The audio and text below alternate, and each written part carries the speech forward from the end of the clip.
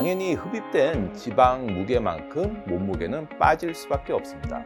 공장식 당일 시술보다는. 안녕하세요, SC301 대표원장 신동진입니다. 오늘은 제가 지방 흡입을 진행하면서 가장 많이 들어봤던 질문에 대한 이야기를 같이 공유해 보려고 합니다. 지방 흡입 수술은 많이들 알고 계신 것처럼 캐뉼라라고 하는 쇠로 된 기인관을 이용해서 불필요한 지방을 몸 바깥으로 흡입해내는 수술입니다. 이렇게 직접적으로 지방을 제거하는 수술이다 보니 많은 분들께서 체중 감량이나 라인 개선도 즉각적으로 나타날 거라 생각하시는데요. 이 부분에 대한 오해와 진실을 이야기해 보려 합니다. 먼저 몸무게에 대해서 알아보겠습니다. 지방 흡입을 하면 지방을 얼마만큼 제거했다 라는 설명을 드리실 거잖아요. 그럼 딱 그만큼 원래 체중에서 바로 빠질 거라 생각하시는 분들이 많이 계십니다. 당연히 흡입된 지방 무게만큼 몸무게는 빠질 수밖에 없습니다.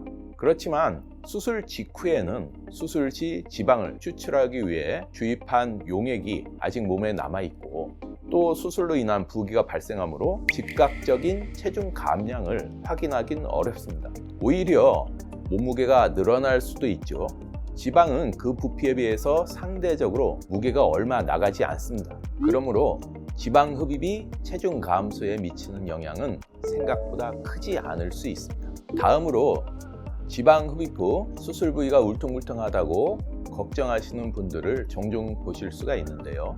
이건 크게 두 가지 이유가 있습니다. 첫 번째로 아직 수술한 지 얼마 지나지 않았다면 정상적인 회복 과정일 수 있습니다. 회복 단계에서는 수술 부위의 회복 속도가 다르거나 회복 과정에서 부위별 압박 정도 차이가 있으면 굴곡이 발생할 수가 있습니다. 이때는 대부분 시간이 지나면 개선이 되고, 빠른 회복을 원한다면 압박복을 입어 수술 부위의 압박을 고르게 하고, 또 필요시에는 고주파 등 후관리를 통해 개선할 수도 있습니다.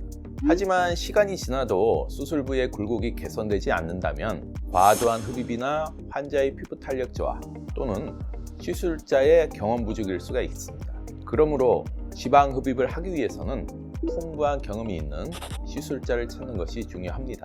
숙련된 시술자를 찾았다면 그 시술자가 최상의 컨디션으로 시술하는 병원을 선택하시길 바랍니다. 공장식 당일 시술보다는 예약제로 하루에 수술 건수를 한정해서 수술하는 병원이 아무래도 안전하고 좋은 수술 효과를 얻을 수 있겠습니다. 마지막으로 똑같은 흡입 수술을 해도 효과가 큰 분이 있고 별로 티가 나지 않는 분이 있습니다. 나는 어디에 속하는가? 이런 질문을 많이 받아보았는데요. 먼저 복부 비만에는 두 가지 원인 지방이 있습니다. 내장 지방과 피하 지방입니다. 지방 흡입의 효과는 내장 지방보다 피하 지방이 많은 경우가 효과적입니다. 내장 지방이 많으면 피하 지방을 아무리 제거해도 복부 비만 개선 효과를 보기 어렵습니다. 이런 분들은 운동과 식이요법을 병행해서 내장 지방까지 줄여야 효과를 볼 수가 있습니다. 다음으로 지방 흡입의 효과적인 부위는 운동을 해도 빠지지 않는 군살이 있는 부위겠죠. 이중턱이라든지 브라라인 또는 허벅지 안쪽 같은 부분을 들 수가 있겠습니다. 그런 부위는 실제로는 지방의 흡입량은 많지 않을 수 있지만 라인 개선으로 인한 만족도가 높은 부위입니다. 요즘 지방 흡입 수술을 간단하게 생각하시는 분들이 많은데, 사실 지방 흡입 수술은 부위별 또는 흡입량에 따라 난이도가 다른 수술입니다. 또한 아무리 간단한 시술이나 수술이라 해도 완벽하게 안전한 것은 없습니다.